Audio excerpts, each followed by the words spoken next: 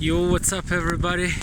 Emilian Popov here again, and I'm yet on another hike today.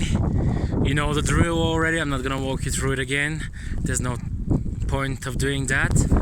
But what I thought of doing today instead is take you through my gear list here at the end of this 45-minute hike.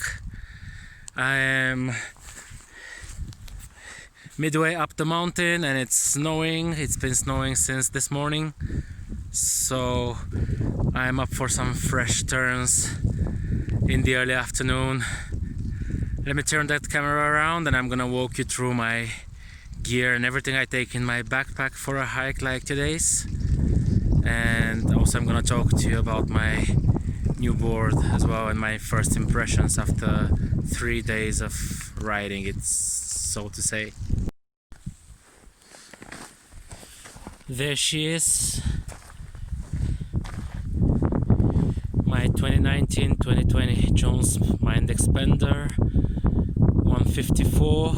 And let me just start off by telling you that you should never put your board like this on its base on the mountain.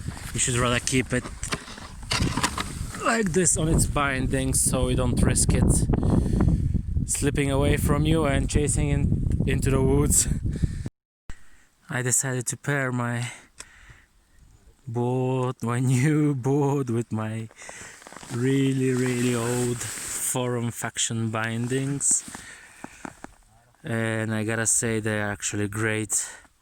A great pair of bindings. They're almost 10 years old, or maybe over 10 years old now, and I've got no failure with them. They've been working consistently perfectly well, and they're lightweight, durable, and they also got some cool technology in them from back in the day.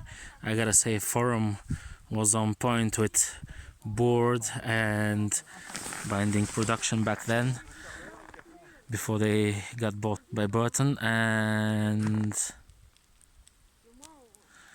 my stance is, I am a regular rider. My stance is 15, front leg 15, back leg -9 for this board and these conditions, and it works perfectly fine for me. Next up, I've got my old Dakine Heli Pro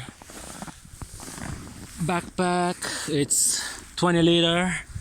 I was just checking because I've forgotten it's quite an old one.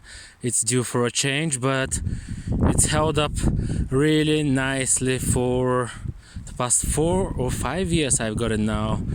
So yeah, really functional, really happy with it. I've always been a big fan of Dakine backpacks. This is my 3rd or 4th one in a row probably. So yeah, nothing too fancy, just the Dakine Heli Pro 20 liter. And of course I'm carrying my Oakley Flight Dex in the goggle pocket.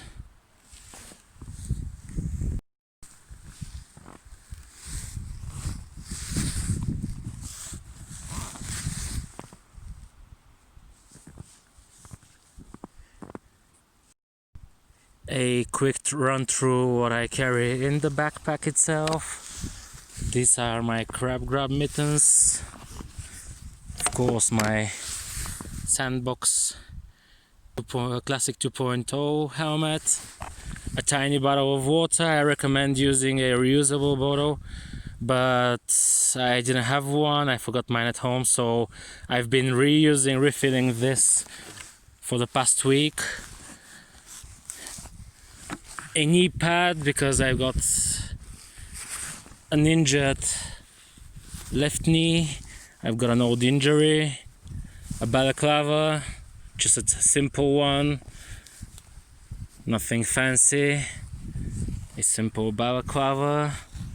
And of course my Volcom mid layer. I also carry a spare neck warmer and a spare pair of gloves or mittens usually. And of course in the front pocket, I never go up the mountain without a tool. in order to adjust my bindings or retighten any untightened screws if necessary. I'd also like to quickly talk to you about my new Volcom jacket. It's nothing fancy either. It's just a mid-range jacket by Volcom. It's got all the necessary pockets and vents and stuff, so nothing really to mention there. I've also got my 32 Crab Grab Collab boots. So I'd like to share with you my impressions on the Jones Mind Expander. I have never owned such a fast board ever in my life. It's an amazing board. I love the huge shovel it's got in the front. It gives you tons of float without even leaning backwards. You just stay centered on your board and it floats through the powder like nothing. I also appreciate the traction tech on it, the serrated edge, like the magnet traction from Mervin. Jones got their traction tech, and I really felt it the first day I was testing out this board, because snow was pretty firm that day. It wasn't as soft as it is now, so it was actually working really well. I never felt like the board is gonna wash out under my feet. I could completely trust it from the first turn on. Yo guys, I'm back in my car. Just a few quick tips about hiking. Tip number one, always wear lightweight socks. Never, even if it's really cold outside, never put a pair of heavy socks on your feet, because they're gonna get way too hot climbing up the mountain. And tip number two, never eat a chocolate bar before hiking up. Your mouth is gonna get really dry. Better save it for when you're up there and right before you get down. You'll feel way better like this. Tip number three, always stay hydrated. That's quite an obvious one, of course. And tip number four, if you're doing this like me on your own, hiking up the mountain, make sure that it's not on a dangerous day.